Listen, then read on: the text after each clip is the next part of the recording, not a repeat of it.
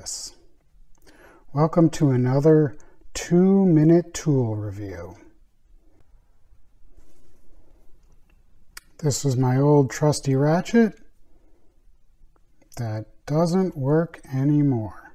Well, it still works, but only in one direction at a time. So I decided to toss it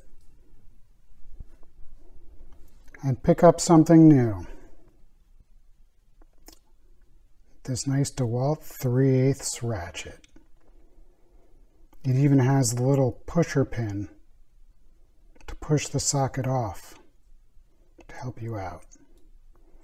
And the handle's very nice. Very handle shaped, finally. I guess that's the part number on the handle if you guys want to take a look.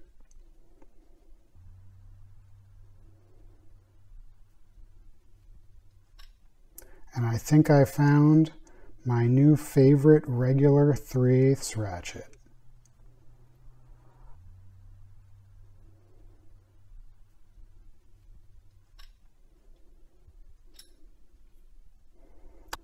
Honestly, I think this is one of the nicest looking ratchets I've ever seen.